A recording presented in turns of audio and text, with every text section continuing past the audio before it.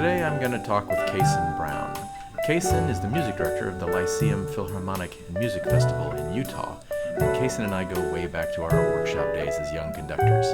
He's my favorite resource whenever I have a question or need information about youth orchestras because he's been doing it a long time and he's really good at it. So let's see what Kayson is up to today.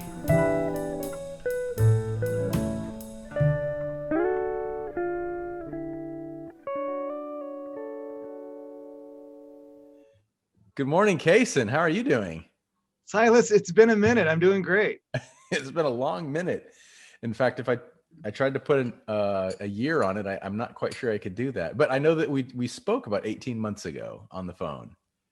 Yeah, we had a great conversation about repertoire, about what youth orchestras could be performing, and it's just been fun. You have the best Facebook feed because whenever I'm looking for, I can't find this edition, or can someone help me out with this? You just got so many conductors that follow you that it's sort of the gathering place for conductors looking for help, I think.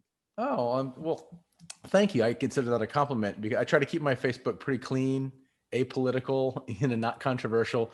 And every now and then when I need a name of a piece or a soloist or a publisher or something, I'll just ask the question. And if I get stumped in my research, I'll just ask the question on Facebook. The question is answered in an hour. And then I don't know if you've noticed, sometimes I delete those posts because my little thing keeps dinging and lighting up for weeks afterwards. Once I've gotten the answer, I'm like, okay, people, I'm deleting it now. I got the answer.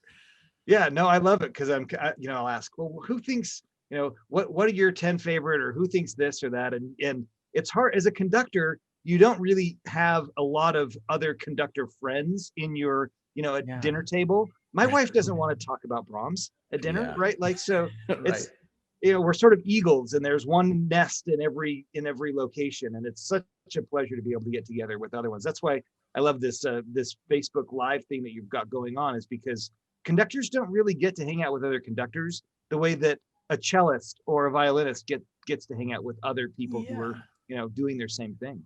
Right. Yeah. And I love that analogy to eagles. I've never heard that before. It's amazing. It's true because we each have our little territory. Yeah. In fact, well, I thought about it once.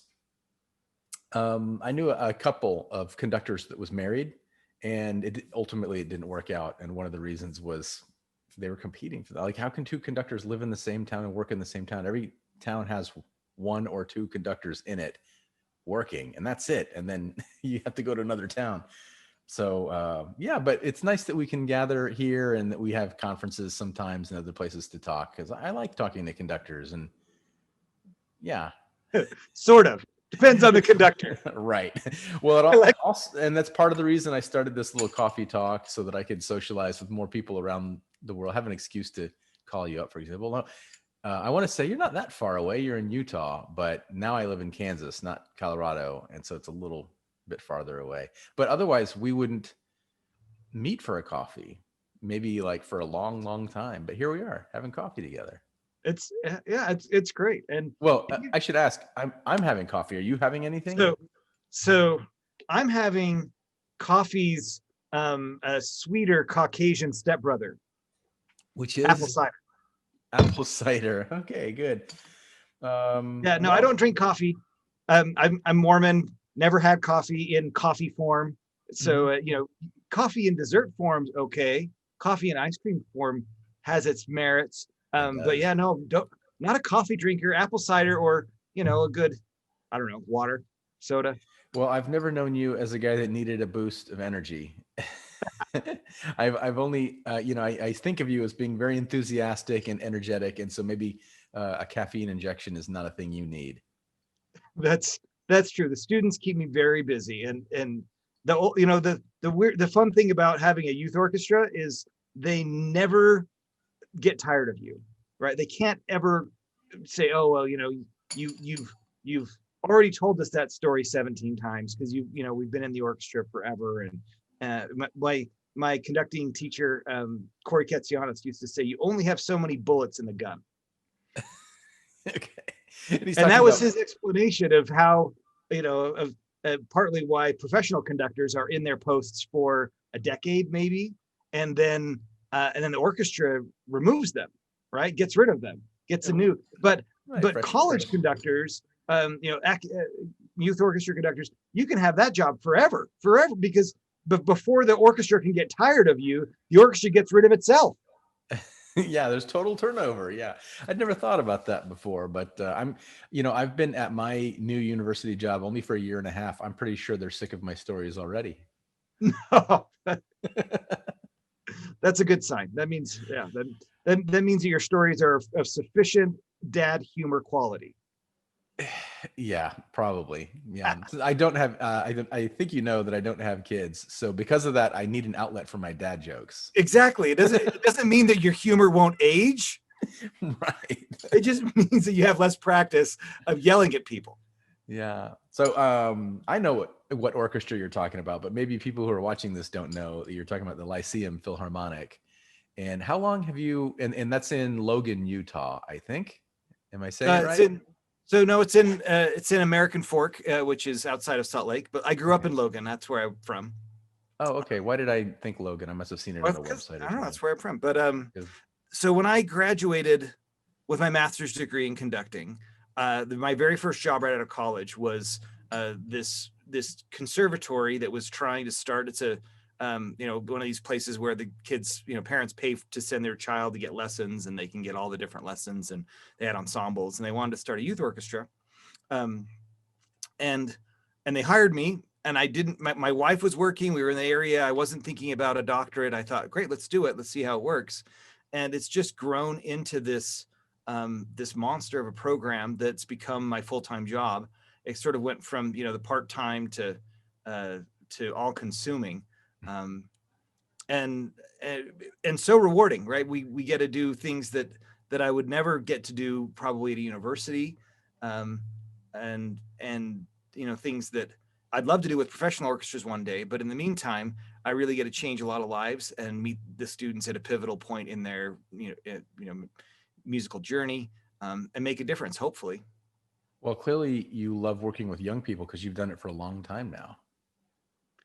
Yeah, they are really what I love is not necessarily their age, but their motivation. Um, the more that you work with students, or the more that you work with people who are making music because they want to make music, Mhm. the better the music experience is for me. Right. I have a hard time. I'm not a high school orchestra teacher, even though I teach high school orchestra, high school aged musicians. Right. Um, I don't, but even in college, when I was conducting orchestras at BYU, if the students are there because they need a grade, there's a different energy in the room than if Mm. people are there because they want to make music. And as I've conducted professional orchestras, of course, they're there because they want a paycheck. They want, to represent themselves well and get another paycheck. Um, there's just something incredibly altruistic about making music with people who are there simply because they want to make music. So community orchestras that are good are fun for me to conduct. And my orchestra, is a after school program. So there's no grade. They pay me for their privilege. They come from schools all across the state. Um, it's definitely don't show up if you don't want to be there sort of group. Yeah, that's amazing. Um, and I think there's something to be said about when people are doing something for the first time, how exciting it is for them, as opposed to, so if you're doing Beethoven 5, which every professional musician, I think they love it, but they're also tired of it because they've done it so many times. But students are like, yes, I've always wanted to play this piece, or whatever the piece is. It's typically their first time playing whatever it is you're playing right now. And that's the value in teaching young people. Also, side note, it makes us look really smart because we know all the stuff about the pieces that we can tell them. You can't tell a professional orchestra because they'd go, yeah, we know that. Yeah. I think that was absolutely one of the things that started off being fun for me. I think that most of the youth that I'm working with now are experienced enough that they have, every once in a while I'll get corrected by a 16-year-old who does know more than me. And I'm okay with that. Um, so that is fun, but really for me, it's about firing up this love of music, because there's a that problem of music is my private lesson, my scales, my etudes, my concerto. Um, and that's such a small box to put music in. But that's the that's what people's experiences are for the most part. And so I'm just trying to show them there's a whole music industry out there. There's an incredible, music that you've never heard of that you can't possibly make by yourself that we can make together. And in the end, they start to see that music is more than maybe what they first assumed it was. And pretty soon they start seeing themselves in one of the patterns that are presented, right? You could be a chamber musician, you could be an orchestra musician, you could be a freelance musician, you could be a teacher, you could be a conductor, you could have your own YouTube channel. There are so many options that are available in the music industry that we were never taught in music school, right? At 6 years of college, and they never said, well, if you'd like to do this, try that. If you'd like to be, you know what I mean? You just kind of had to blaze your own path. And that's the most fun thing for me, is getting them fired up and helping them see themselves in a career that that maybe they didn't understand even existed before they were part of my orchestra. Yeah. You mentioned that when I called you 18 months ago, we were talking about repertoire and stuff. And I'm sure you remember this. I was calling you for advice because I was preparing for my doctoral exams, my comprehensive exams. And one of the questions that the faculty, my committee was going to ask me was about programming for different types of orchestras. So I said, well, who do I know? So I know a couple of conductors who do this, and who do I know that does youth orchestras? Oh, I'll call Kayson.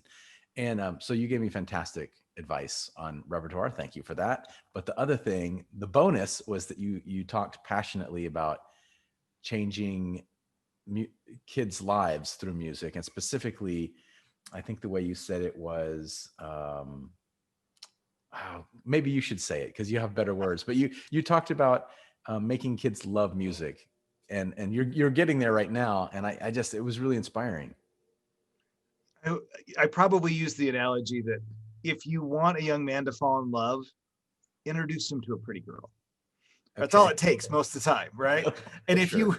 you want a teenager to fall in love with music, introduce them to Beethoven symphonies. Introduce them to the most attractive piece of music that you can find that they'll fall in love with. Because if they have that exposure, if they love music, and I realize that there's advantages and great ideas to saying, oh, we're going to pick pieces from each. And that's kind of where you're headed.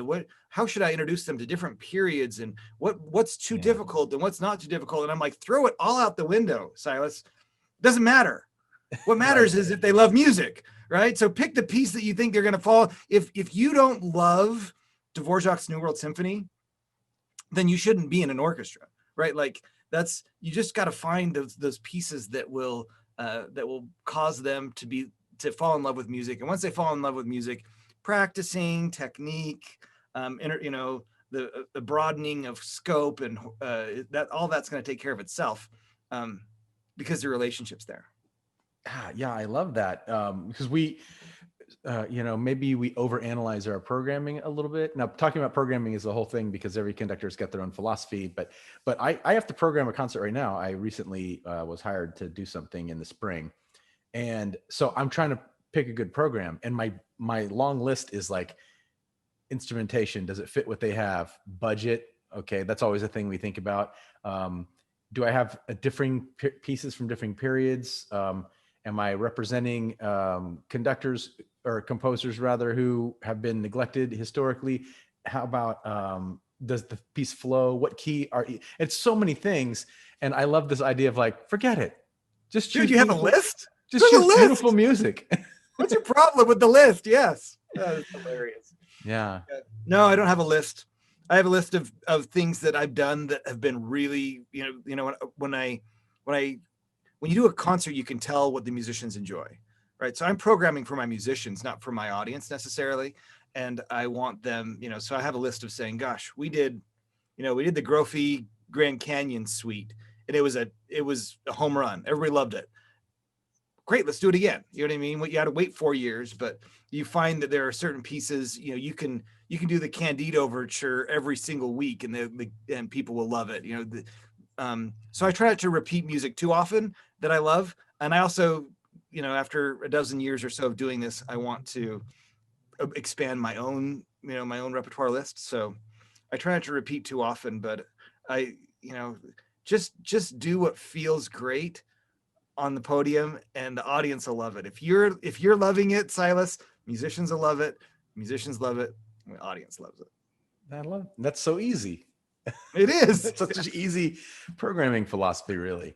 Hey, so do you want to see some of we did a concert last week, and I thought I would show some of this to you just because it is I mean, it's sort of surreal to see all of the masks. And I don't know if we're ever going to have concerts that look like this again. Hopefully in 6 months we can all throw away our masks and never see this. Would be nice. Yeah.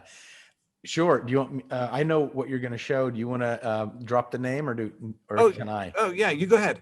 So you told me about this concert a couple of weeks ago that you were working on it, because I had to wait to get you on this call until after it was over. But it's with David Archuleta, who I think also lives in Utah. Did you know him before this concert, or did you just connect to do this? So he lives in Nashville now, although he did grow up here in Murray. And I performed with David 9 years ago was the last time, and they hired us. We've been trying to get him back I've been trying to get him for the last 5 years or so. Okay. And David Archuleta's a rock star. Yeah. He's a rock star. He makes big bucks, travels the world internationally. And most of his music is written for a rock band. Makes sense. Rock star, rock band. Sure, right. I don't have a rock band. We have a very big rock band with strange instruments in it. With 200-year-old instruments. I have a 200-year-old rock band. It's not quite what classic rock intended. Right. So it works to have him at Christmas because his music is Christmassy, and Christmas always sounds better with an orchestra and a choir. Of course. Everything sounds better with an orchestra and a choir. Yeah. So I can't book him for a summer gig because then everybody wants to hear Crush and what they hear on the radio. But I can book him for a Christmas gig, but he's always touring during Christmas, cashing in, right? So I called them again this year. They said no, like they always do. And then my other guest artist fell through, and I called them again in August, and he was like, Kayson, my November has already canceled. And if my December cancels, if all these venues stay closed, then sure, I'll do a live stream with you. And so it was totally a silver lining of the pandemic that we were able to pull this off, because in a regular year, he would have been on tour. Of course. Yeah. So I guess you got lucky that you were able to capture him only because of a pandemic. Right. But I think that if you talk to all the conductors, and I'm sure that you'll find these, that there are just so many silver linings that we're finding. If you don't give up, if you just keep, nose to the grindstone, we're going to figure out a way. There's a way. There's always a way. We've been finding ways of performing all year, and it doesn't look the same, doesn't feel the same. It's hard to make money, but you can do it. And we're having experiences that we wouldn't have had if we had all of our master plans come to fruition. So yeah, it has been a huge. Yeah, let's see a little clip from the show. Can you see my screen? Is that working out? I can. Okay, great. So this is the encore. I just thought it'd be cool to see. There's our choir in masks and the orchestra all in masks, and all the winds and brass you can't see are socially distanced, but they bring their masks up and down when they're not playing. Okay. And this is an original that he wrote, and this orchestration I think is just incredible. It was done by Sam Carden. I'm like, oh, come on, David, come back on. How do you do an encore on the live stream? Well, that's how you do it. Yeah. Well, but I thought I'd show you there, and he's takes off his mask, and then here we go. Hopefully you can hear this. I'll mute my mic so it doesn't mess it up. I'd like to end with one as well. This is my little prayer.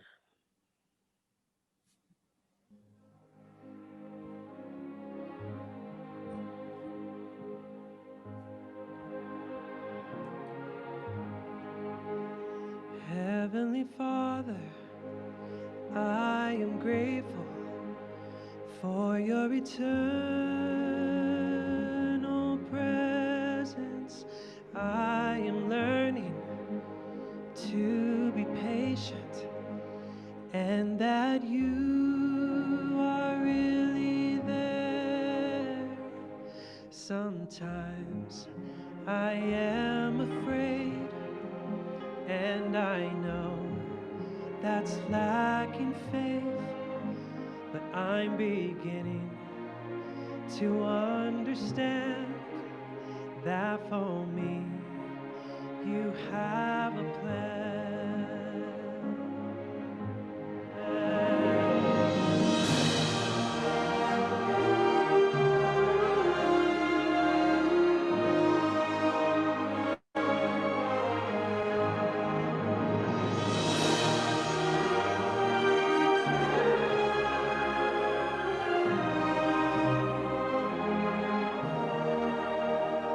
Heavenly Father, I'm amazed by how you care,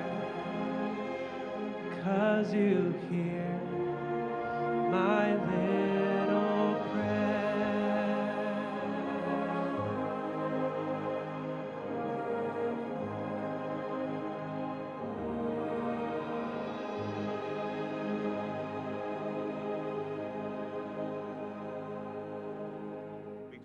He gets pretty emotional there at the end. I thought that was a cool clip to show. Yeah. And so he's such a great singer, and my wife's a huge fan of his since the days he was on American Idol. Yeah, that's it's always, I mean, you know, these guys that perform for a living, it's pretty rare that they end up getting emotional by their own songs, right? Because they do it every night. So it's always, but it means a lot when they do. Oh man, so great. You know, I'm a couple weeks behind on airing these episodes, so the world won't see this conversation until January. But I understand that yesterday you got a big snow. It's December, and yesterday there was a big snowstorm, and you were going to show me a picture of what you got in Utah. Oh man, it is so cool. All right, let me see if I can get this to go full screen. Oh no. If I share my screen again. There we go. So this is my backyard. Oh, I'm not seeing it. And there we go. So this morning when I woke up to Oh my gosh. to let the dog out, that's my dog Sprocket, and Okay. there's the backyard covered in snow.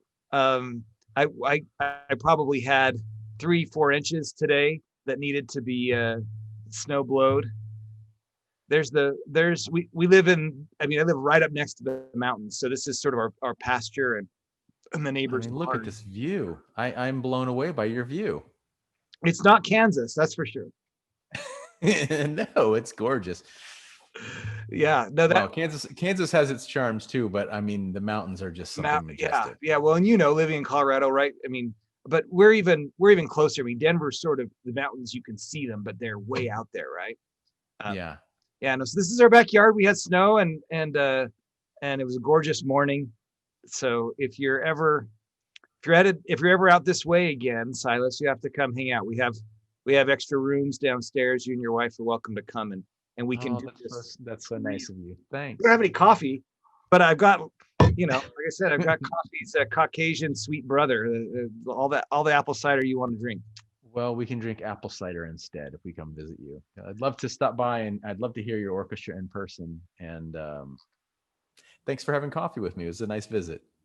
Hey, thanks for having me. Thanks for all that you're doing for young conductors out there. I really enjoyed my time working with you. Are you still conducting workshops at all? I am. We took a break in 2020, of course, but we're already planning a workshop in the Czech Republic for next summer, and probably one in Boulder again. We've done that frequently, so we're working on it. But we want to make sure it's safe, and most importantly, is it safe? And second, most importantly, will people come? Because after this year that we've had, a lot of I think student conductors will be wary of travel, or maybe just maybe broke and can't afford to do workshops. But when it feels right, we'll announce some workshops, and we'll carry on with it. I love I love attending workshops because I learned so much, and then I started organizing them, and I continue to learn so much. I'll never stop organizing workshops for that reason. They're just fun, and I love meeting conductors. Well, you do a great job. I wish that have time to go to more of them, right? That's always but networking, getting out there, so important, and you do a great job. So hopefully I'll see you in Prague. That would be fantastic. Let's do that. Well, until then, I'll say goodbye for now. Great. Thanks, Silas. All right. Have a great Bye, time. Kayson. Merry Christmas. Thanks. Merry Christmas to you.